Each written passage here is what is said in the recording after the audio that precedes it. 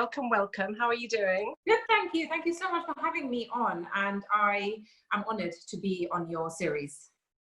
Oh gosh, no, for heaven's sake, it's the other way around, girlfriend. I'm thrilled to have you on. And I remember I first received your beautiful book, which I'm just going to show everybody here, Ayurvedic Rituals for Happiness. When I received this in the post, apart from the fact that I jumped for joy, because thank you for designing it in my brand colours. Oh, wow, yes, of course. I saw, yeah, I got one of your boxes. I love your colours. You got we did a swap. See, I got your book, you got my face oil. Yes. And I have, apart from the fact that in the last few weeks I've had to steal it back off my daughter because she's studying yoga right now. In fact, she should be training to be a yoga teacher. So she's studying a lot of yoga gurus and the whole lifestyle around spirituality and yoga and Ayurvedic health and everything. So she equally is thrilled that I have your book. But it's called Rituals for Happiness. And I kind of want to just, I mean, naturally rituals is one thing, happiness is another, but you get happiness from rituals. Is that how you see the two happening, the kind of those two balances in life? If you have rituals, you have happiness? I think the whole idea of rituals, there's something very spiritual about inserting beautiful rituals in your life to enhance your day. And I think it is about taking it day by day and about not overwhelming yourself with these rituals. But essentially, especially at this time, I think, you know, when you have those pangs of sudden anxiety, or you wake up with a slight sort of pain in your heart, I think certain rituals that you can instill in your life, whether it's when you're going through a good time or not going through a good time, can enhance and make you feel a little bit better in those harder times. So in the happier times, it'll just give you a sense of self, a sense of sort of coming back to your own self. So whether it's fine, rituals could be meditation, rituals could be walking, rituals could be just doing a few minutes of breathwork exercise, or, you know, having a concoction of some sort in the morning that will help your digestion. Essentially, they're practices to enhance your well-being all around it. And the beauty of Ayurveda is that mind, body, and soul are all interconnected. And together they create this sense of well-being and happiness and joy. And in the harder times, so while in the happier times or in the more normal times, it'll give you a sense of self, a spring in your step, perhaps. In the harder times and in the more difficult times, it can elevate you.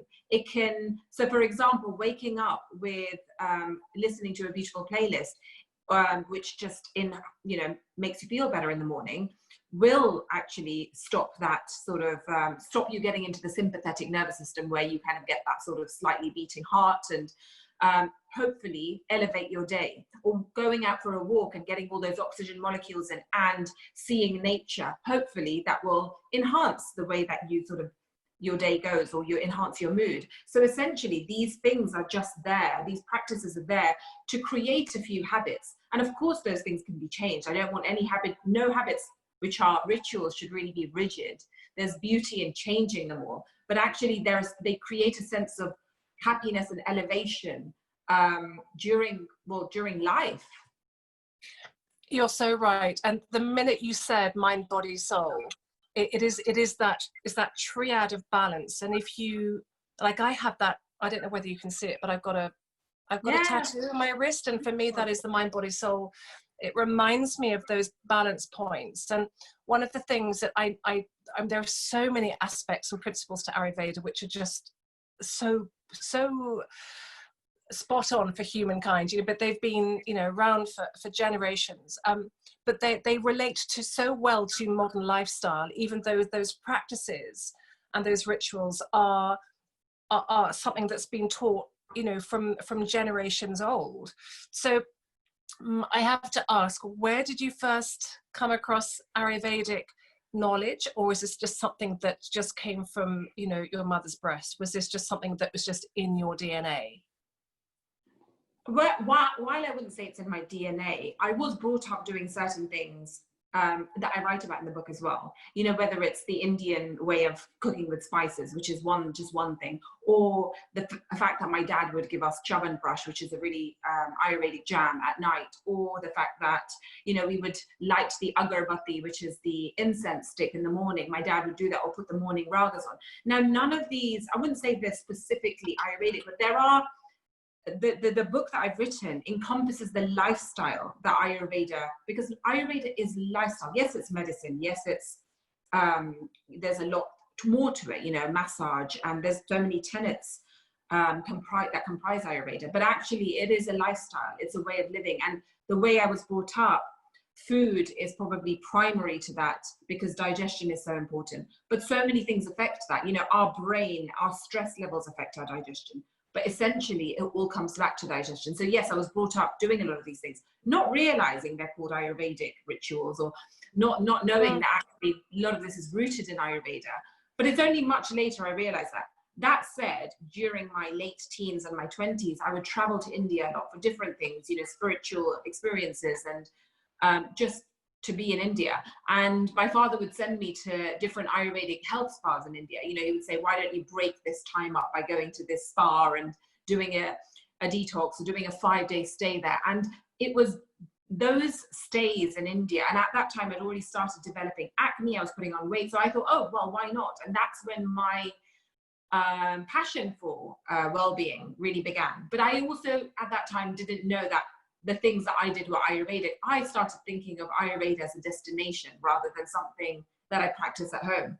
So it's only many, many years later that I understood the marriage of those two, or understood that actually these practices, it's not a destination firstly, but actually it's something that you live and you can bring back home. Yes, going to these destinations gives you that sort of elevated experience, and puts you in sort of that whole community of Ayurveda, where you actually do so many different things every single day to detox your body, you know, panchakarma, or whatever it is. But coming back home, you can continue that. And actually Ayurveda is a full spectrum of well-being, and works on every level of the body. So it's many years later, having lost that sense of wellness, having lost that way in health and digestion, because I sort of went with, you know, the having little but often, and all these media fads that I sort of caught onto. And I stopped eating nutritious, healthy Indian food. And coming back to it, this sudden dawning realization while I was in India one day, that actually, what have I been doing all these years? And I've like ruined my own self. But it was everything, you know. I had a breakdown in my marriage, I had a breakdown in my health, I had a breakdown in every area of my life. And all these things really sort of, they weave together. And it's only having started my journey in food and understanding the food that I grew up eating from my mother, my aunts, my grandmother, and writing my first cookbook, that I started understanding how everything connects. But it so does. So how you feel often, I find, stems from how you are nurturing your body. And if you are out of kilter, let's say you know you've eaten things that are wrong for you. You know when you've eaten things that are wrong for you, because your body feels sluggish. All of those predictable results, the byproduct of eating things that don't suit you. You then wake up, you feel bad, and then that can affect your mood, and then there's that self-loathing thing that goes on.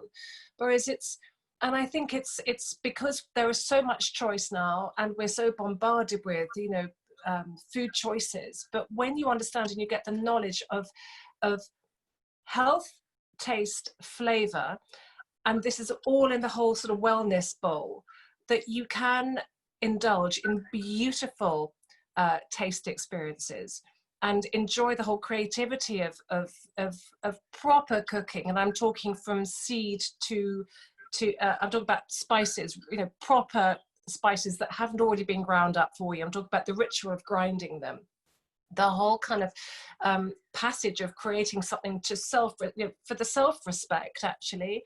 And I think when you break it all down in times like this, when we're all in lockdown, because we have got more time, as you said, you can then really appreciate those rituals of something as simplistic as, so I've had that, oh for heaven's sake, what are the groundy bowls called? Pestle and mortar. I've had a pestle and mortar for ages, but I cannot tell you the last time I got coriander seed and actually ground it down, and cumin, and the smell. Anyway, point being is that when you, it's all connected.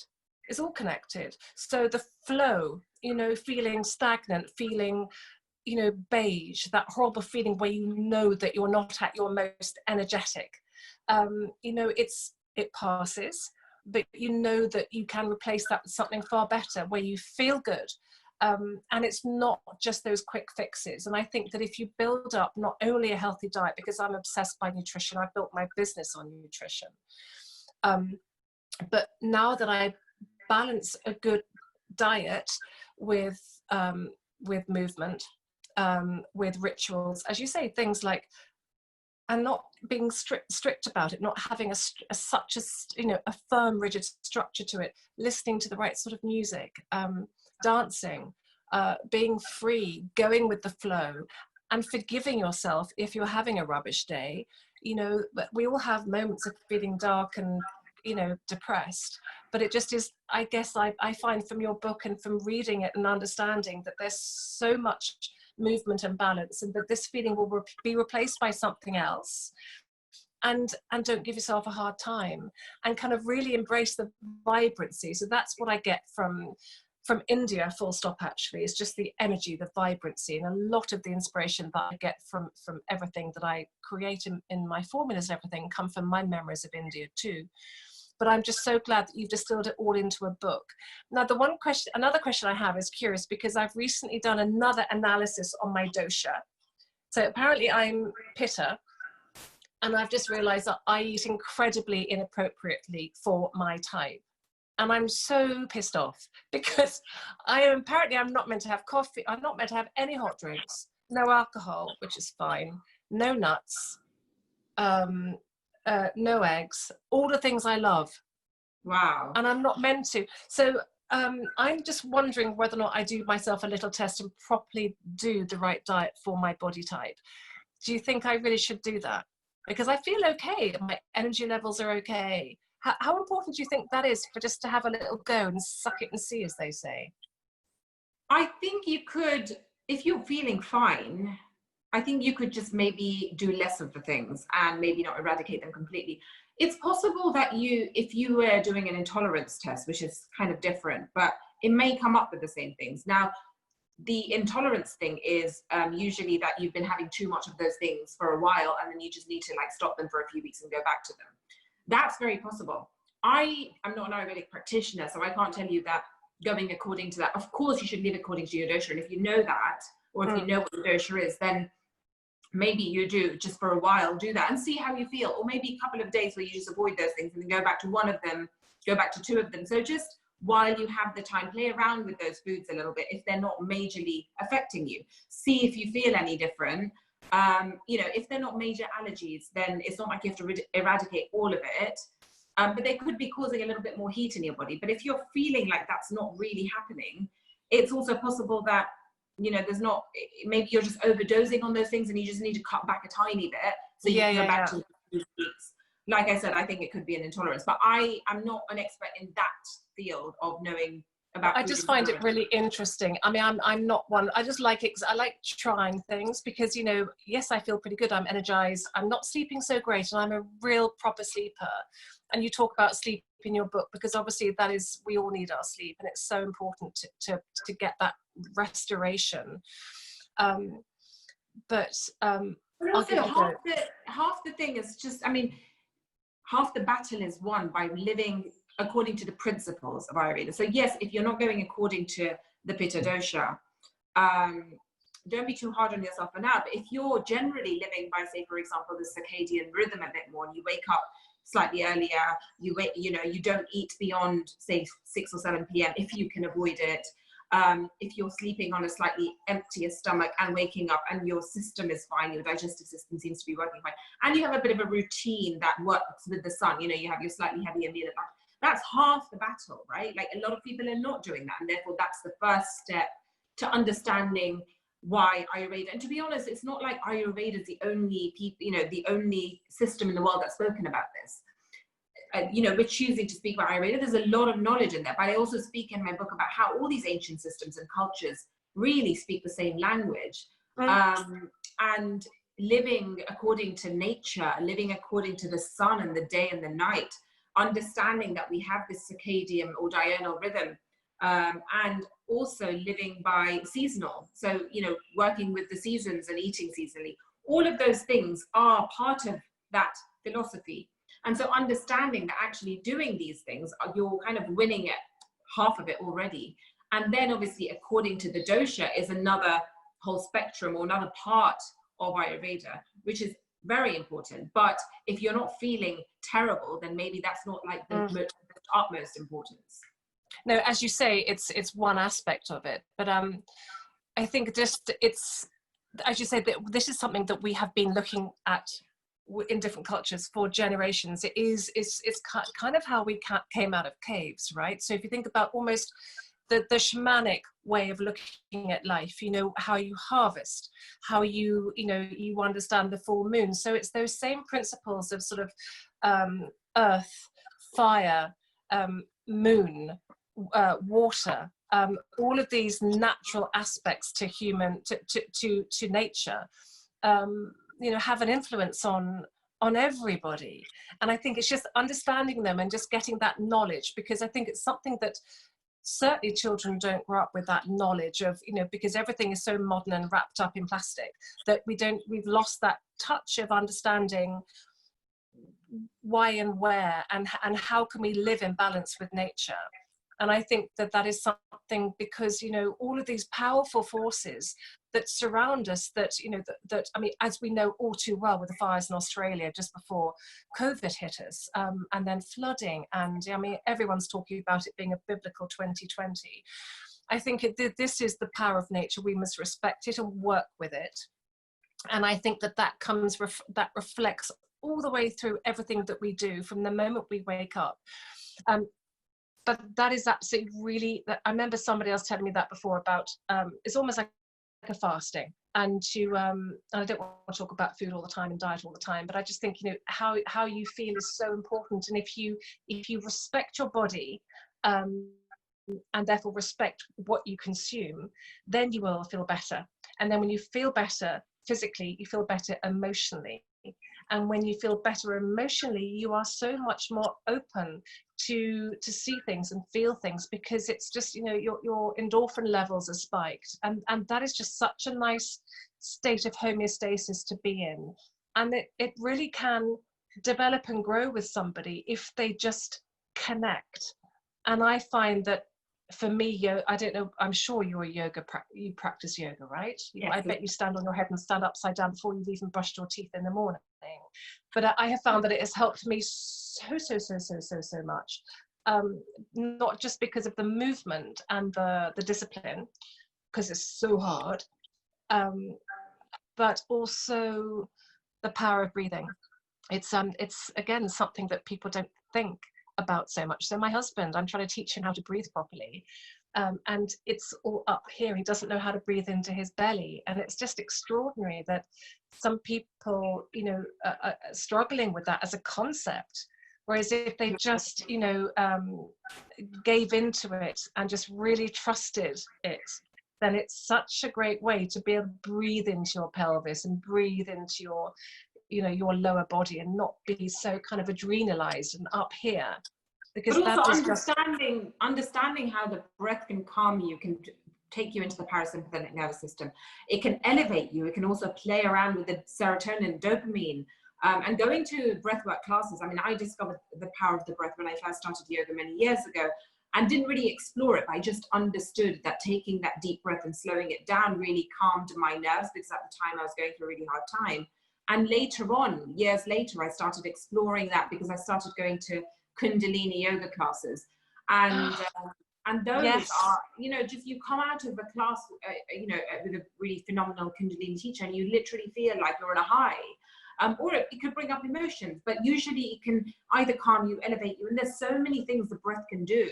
But on a very basic level, it can really, really calm that anxiety. And if you're about to, say, for example, you can test it. If you're in that mode of anger and you're about to get really, really angry at someone, or when you're about to start crying, if you just take a pause at that point and you slow the breath down and you literally have a very long exhale, you suddenly, that sort of sense of crying or whatever it is you're about to do dissipates, and you just suddenly come back to your mind a little bit, or and you're not reacting too much. And that was really interesting, and that I've come back to again and again. That's why I started exploring that breath a lot more, and I've written a lot about it in my book as well. I find breathing extraordinary, and it can be a very powerful thing, and as you say, a very calming thing. I was doing an inversion the other day and just burst into tears, just because it was full moon and all that kind of jazz. But and then just with the breath, was able just to find actual, comfort from the breath as well. So tell me, Mira, what is your key to happiness?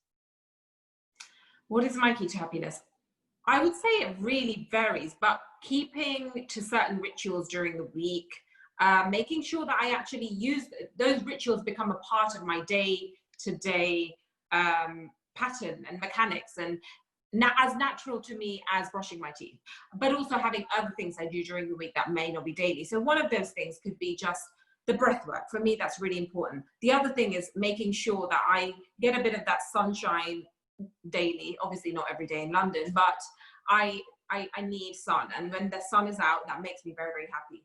And whether the sun is out or not, making sure I go out and walk and actually get some fresh air into my body. And I've understood that a lot more in this time of isolation, because I've actually not been to the gym or not done my usual thing. I've gone to a yoga studio, and that's forced me to be out in nature a lot more. And I've realized how happy it makes me. Whether I start my day with it, or if I've had a bad day, then ending my day with it, it just puts me back into a better mood. That's the most basic of things it does. It does a lot more, just reconnecting, but also marveling at what's around me. Like, we don't often go out and actually notice or have the time to, look at that flower that's, about to bloom, or the pink petals that are sort of dropping like confetti onto the floor. It's just so magical in a way. And you think, wow, this is London. I travel so much. I used to be a travel journalist to find these things, but actually I'm having a bit of a holiday here right now. No, it's true. I was talking to somebody yesterday about it, and she said, I don't know what it is about nature, but I'm observing, just as you said, I'm observing things differently. And I think there is this acuteness. There's this sort of, suddenly everything is bright, and it's been there here all along. It's seasons, it happens. But I think that is just such a blessing. And that it's just there, and it's always been there. But because we're heads down and so busy taking our day off, that I think that actually there's a new consciousness coming from all of this that I think we will never forget. And I think with that new level of consciousness will come a lot of awareness about how we need to be as humans, and connecting again with nature, and learning so much. I mean, for me, my favorite phrase is every day's a school day, because like I've got the honor of meeting you and talking to you and learning so much, and reading your book, I'm learning so much. It's just like I've got this inquiring mind. I'm hungry for more information, because I want to get better at things. I want to get better at my practice. I want to get better with my breath work and my yoga and my understanding. I want to deepen my understanding. But I think it affords you the time to be in this extraordinary moment, which is just a moment in time. And there will be another time replacing this, and we'll look back and just go, okay, that happened, and now look at where we are and what we've learned. So I'm looking forward to meeting you in the flesh, Mira. Yeah, absolutely. When all this craziness. Now I know that we ask all our guests for a quote. I don't know whether you've had time to prepare one. If not, you can just message us with it. But have you got a specific quote that you've considered? I love listening to Alan Watts, and I don't have a favorite quote, that I just turn to all the time. I just have different quotes that I love listening to. I just love listening to different podcasts and different people. And one of the quotes that really spoke to me recently that I think is very apt for this time is from my favorite philosopher, Alan Watts. And he says, the only way to make sense out of change is to plunge into it, move with it, and join the dance. And I thought that was really apt. And I love the way he sort of phrases everything and the way he speaks about life and philosophy. And there's a sense of playfulness in the way he speaks about life and death and about everything in between. And there's a sense of playfulness in this quote as well, where, you know, join the dance. And actually, yes, change is a dance. It's hard and we resist it. Initially, I think a lot of us resisted this. We wondered what we were going to do with this time and how it would affect us and how long it would last. But once you settle into that and once you surrender to it, I guess, there is a joy and playfulness and it turns into a dance. It is that. That is beautiful. That is beautiful. And thank you for sharing that. And I think you do have to surrender. You know, he was right. That there is a level of just, you know, just don't fight it. Go with it, and just kind of be aware of what you're learning in the process. We're in this together. We're here for a reason.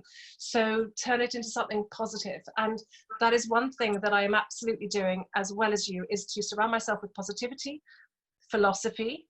I'm not listening to the news and statisticians, and just really valuing learning really positive lessons right now. So thank you so much, Mira, for your time and for sharing that quote and for sharing your knowledge and insight. It's been a joy to see you.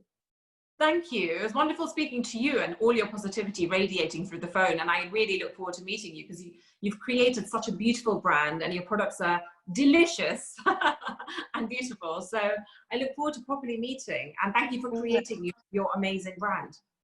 Well, thank you. You're very sweet to say so. Thank you so much. And again, look forward to seeing you soon. Look after yourself.